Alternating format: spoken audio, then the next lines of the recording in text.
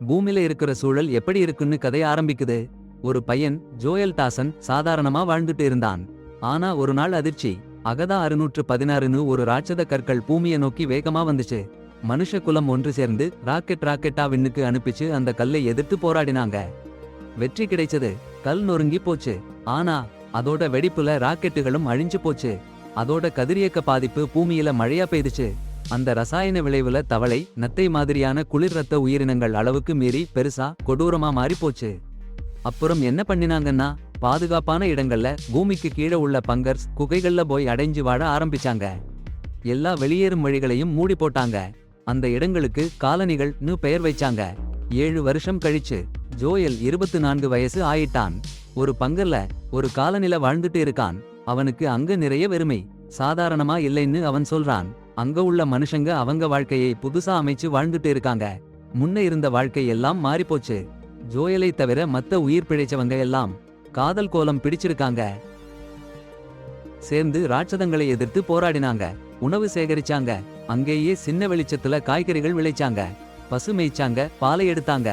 வெளியே போய் வேட்டையாடினாங்க. அடுத்த காட்சி, உலக அழிஞ்ச போது யாரோட சேர்ந்து ஓடினாங்க.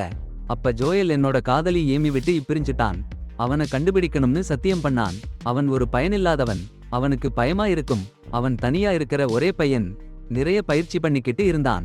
ஒரு நாள் பயிற்சி பண்ணிக்கிட்டு இருக்கும்போது அவங்களோட பங்கர் மேல ஒரு அதிர்ச்சி. எல்லாரும் கலங்கி போயிட்டாங்க. உடனே ராட்சதத்தை கொல்ல போனாங்க. ஜோயல் மற்றும் போராட முடியாத சிலரை விட்டுட்டு போயிட்டாங்க. மற்றவர்கள் மொனிட்டரில் பார்த்துக்கிட்டு இருந்தாங்க. ஒருத்தன் கொல்லப்படுறத பார்த்துட்டான் ஜோயல். சும்மா இருக்க முடியல. கைக்கு ஒரு வில் வைச்சுக்கிட்டு போனான். அங்க ஒரு மிகப்பெரிய ராட்சசம். அவன் முன்னாலேயே அவன் நண்பனை தாக்க போற அசுரன். ஒரு அங்குலம் கூட நகர முடியாமல் பயந்து நடுங்கினான். அந்த பறக்கும் மிருகம் ஜோயலை தாக்க போகுதுன்னு பாருங்க. ஆனா சரியான நேரத்துல ஒருத்தர் வந்து அந்த அமானுஷ்ய ஜீவனை கொன்று ஜோயலை காப்பாத்திட்டாங்க. அப்புறம் 7 வருஷம் முன்னாடி ராக்கெட்ல அந்த விண்கல்லை அழிச்ச கதைக்கு போறோம். ஜோயல் அவன் காரில அவன் காதலி ஆமி கூட சந்தோஷமா இருக்கான். ஆனா அவன் வரைஞ்ச ஆமி படம் பயங்கரமா இருக்கு. அதையும் மீறி அவள் அவனுக்கு வண்ணப்பெட்டியை கொடுத்தா. முத்தமிட ஆரம்பிச்சாங்க. அந்த நேரம்தான் நகரத்துல அவசர அலாரம் ஒலிச்சது. ராக்கெட் துண்டுகள் பூமியில விழுந்து பெருத்த வெடிப்புகள். 2 பேரும் விரைஞ்சு வீட்டுக்கு போனாங்க. எல்லாரும் பாதுகாப்பான இடத்துக்கு போக சாமான்களை பொதியில போட்டுக்கிட்டாங்க. அதுதான் அந்த 2 பேரும் கடைசியா கட்டிப்பிடிச்ச நாள். அடுத்து என்னன்னா, ஜோயல் அந்த 7 வருஷமா பார்த்த அசுரங்களை அதே வண்ணப்பெட்டியில வரைஞ்சிக்கிட்டே இருக்கான். ஆமி கூட ரேடியோல பேசுறான். ஆனா சிக்னல் போய் அவங்க பேச்சு அறைவழிலேயே நின்னுடுச்சு. பிறகு அந்த அணியினர் சிலர் சாவதை பத்தி வேற அணியினர் எச்சரிக்கை செய்றாங்க. அப்புறம் ஜோயலுக்கு அந்த நாள், அழிவு நாள் மீண்டும் நினைவுக்கு வருது. அவன் அமியை கடைசியா கட்டிப்பிடிச்ச இடம். அந்த நிமிஷம் அவளோட ஒன்னா சேர்ற மாதிரி ஒரு உணர்வு. சந்திப்புல அமியை பார்க்க போறேன்னு கத்திட்டான். ஆனா எல்லாரும் பயங்கர பயணம்னு எச்சரிச்சாங்க. அவன் சண்டையில பலவீனம்னு சொன்னாங்க. அமி இருக்க இடம் 85 மில்லியன் கிலோமீட்டர் தூரம். ஒரு வாரமாவது ஆகும்னு சொன்னாங்க. பொருட்படுத்தாம காதலை சந்திக்கணும்னு பிடிவாதமா சாமானை அடைச்சான். பிற உயிர் பிழைச்சவங்க உதவி பண்ணினாங்க. வரைபடம், அம்பு கொடுத்தாங்க. உயிர் பிழைக்க மாட்டான்னு பயந்தாலும் எல்லாம் ரெடி பண்ணிட்டு 7 வருஷத்துக்கு அப்புறம் வெளியே போனான். சூரிய வெளிச்சம், புது காத்து. வரைபடத்தை பார்த்தான். ஆனா திசை தெரியல. அங்கங்க போனான். கொடூர முட்டைகள் கண்டான். சமாதானமா போனான். சத்தம் கேட்டது. ஒரு வீட்டுக்குள்ள போனான். ராட்சத தவளை நாவால தாக்கியது. அவன் திடீர்னு தரையில விழுந்தான். ஒரு நாய் எங்கிருந்தோ வந்தது. அப்புறம் அந்த தவளை. பல முயற்சிகள் பிறகு அவன் கால்ல பிடிச்சு வாய்க்குள்ள இழுக்க பார்த்தது. ஆனா அந்த நாய் தவளையோட நாக்கை கடிச்சிடுச்சு. அவன் காப்பாத்தப்பட்டுட்டான். அப்புறம் அவன் அந்த நாயை பின்தொடர்ந்து ஒரு வேன்காரத்துக்கு போனான். அங்கேதான் அவன் ராத்திரி தங்கினான். அதுதான் அந்த நாயோட வீடுன்னு தெரிய வந்தது.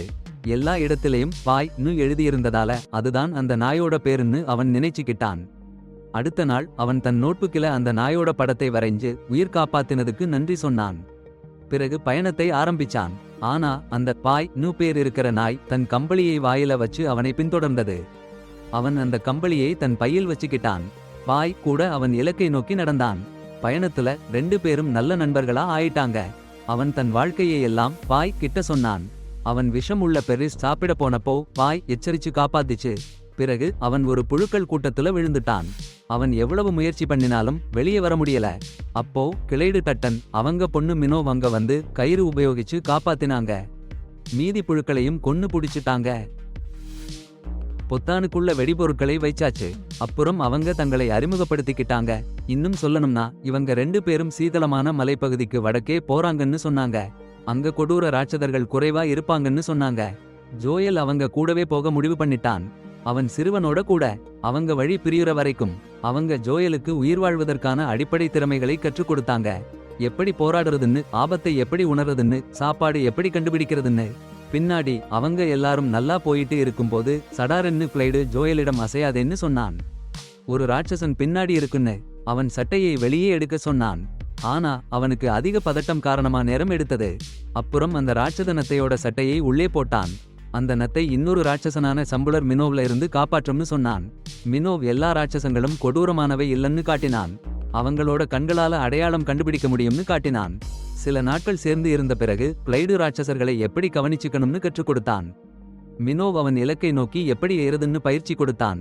அவங்க 2 பேரும் ஜோயலை அவங்க கூடவே இருக்க அழைச்சாங்க. ஆனா ஜோயல் அவன் காதலி ஆமியை கண்டுபிடிக்கணும்னு பிடிவாதம் பிடிச்சான். அவங்க பிரிஞ்சப்போ கிளைடு ஜோயலுக்கு ஒரு கிரனேட் கொடுத்தான். அது மிகவும் தேவைப்பட்ட போது தான் உபயோகிக்கணும்னு சொன்னான். ஜோயல் மேற்கு நோக்கி போனப்போ அந்த சிறுவன் பயந்து போயிட்டான். அச்சச்சோ, ஒரு ஆபத்துன்னு உணர்ந்தார் போல பையன் உடனே ஒரு படகுக்கு கீழே மறைஞ்சிட்டான். ஜோயல் அவனை விரட்டி ஓடினான். அப்போதான் தரையிலிருந்து சில கரங்கள் புறப்படுறத ஜோயல் பார்த்தான். அவன் தன் வில்லு போட்டு அந்த ராட்சத நூறுகாலி பூச்சியை தாக்க முயற்சி பண்ணினான். அடடா, ராட்சச நூறுகாலி! ஜோயல் உறைஞ்சு போய் நிமிர்ந்து நின்றான். அவன் அப்பா அம்மா ராட்சத பூச்சியோட கால்களுக்கு கீழே நசுங்கி போன காட்சி அவன் கண்முன்னாடி வந்துச்சு. அவன் அப்பா அம்மாவை போல இந்த பையனையும் இழக்க மாட்டேன்னு ஒரு பெரிய தெம்பு வந்துச்சு. சீக்கிரமா வில்ல ஏத்தி அந்த நூறுகாலிய கொன்னு புள்ளைய காப்பாத்தினான்.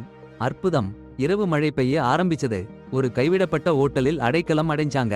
அங்க ஒரு கெட்டுப்போன ரோபோட்டை சந்திச்சாங்க. மேவிஸ் ஜோயல் ரோபோட்டை எப்படி யூஸ் பண்றதுன்னு டெக்னாலஜி தெரிஞ்சிச்சு. அவன் பங்கர்ல இருந்தப்ப யூஸ் பண்ணிருக்கான். மேவிஸ் ஜோயலோட ரேடியோ சற்று நேரம் வேலை பண்ண சகாயம் பண்ணினாள். அமி என்ன சொன்னாங்கன்னு கேள்விப்பட்டான். புதுசா உயிர் பிழைச்சவங்க அவங்க காலனிக்கு வந்திருக்காங்கன்னும் பாதுகாப்பான இடத்துக்கு அவங்கள கொண்டு போக போறாங்கன்னும் கேள்விப்பட்டான். மேவிஸ் பவர் இருந்த நேரத்துல ஜோயல் அவன் அப்பா அம்மா கதை கேட்டான். புகைப்படங்களையும் காட்டினாள். அவன் கண் கலங்கி போச்சு. அருமையான கதை. மாவிஸ் பேட்டரி தீர்ந்து போச்சு. அப்புறம் அடுத்த நாளே ஆமி பார்க்க ஜோயல் பயணம் கிளம்பினான். பையனோட. அடேங்கப்பா, ராணி மணல் கொள்ளி கிளைடு சொன்ன மாதிரி அதிக ஆபத்தான ராட்சதம். அது வந்து அவங்களை தாக்கிச்சு.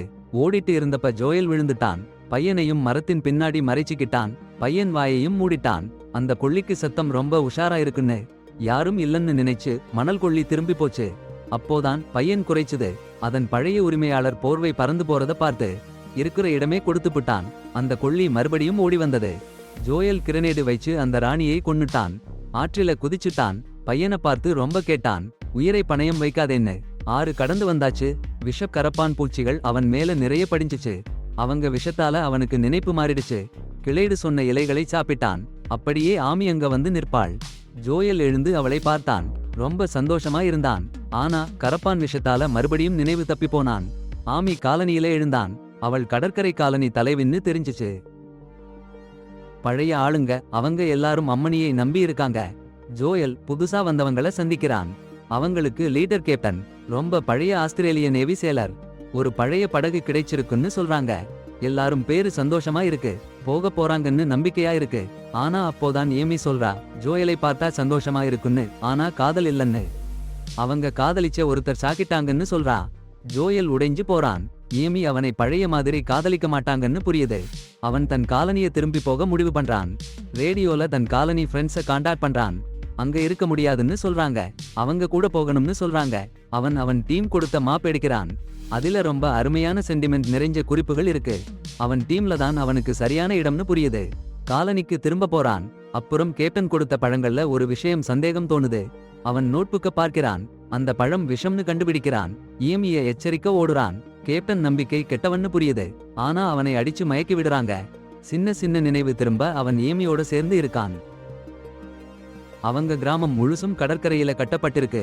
அப்போதான் தெரியுது அந்த கப்பல்காரன் கடற்கொள்ளையன். அவனும் அவன் கூட்டாளிகளும் கிராமங்களை தாக்கி சாப்பாடு எரிபொருள் திருடுற கொள்ளையர்களா இருக்காங்க.